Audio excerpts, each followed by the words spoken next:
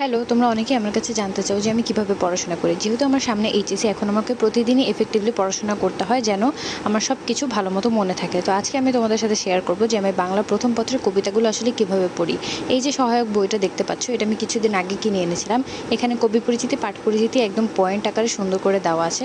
সবার আগে আমি ওখানে থেকে যে ইম্পর্টেন্ট কোয়েশ্চেন, যেহেতু এখন হলো গিয়ে তেমন একটা বইয়ের বাইরে কিছু আসবে না, তাই বইয়ের মধ্যে যে জিনিসগুলো আমাকে পড়তে হবে ওগুলো পড়ে নিই, একদম মুখস্থ করে নিই কবি পরিচিতি আর পাঠ পরিচিতি। তারপর এরকম ছোট ছোট যে কবিতার মধ্যে ইনফরমেশন, এগুলো এখানে সুন্দর করে গোছানোভাবে দেওয়া আছে, সেগুলো আমি একদম মুখস্থ করে ফেলি। তারপরে আম্মু বা ভাইয়াকে বলি যে আমাকে এখান থেকে র্যান্ডমলি কোয়েশ্চেন করতে। তারপরে যে কাজটা আমি করি সেটা হলো কবিতার চরণের যে ব্যাখ্যাগুলো আমি মুখস্থ করে ফেলি। কেন মুখস্থ করি? কেন আমি সুন্দর মতো সৃজনশীলগুলো লিখতে পারি।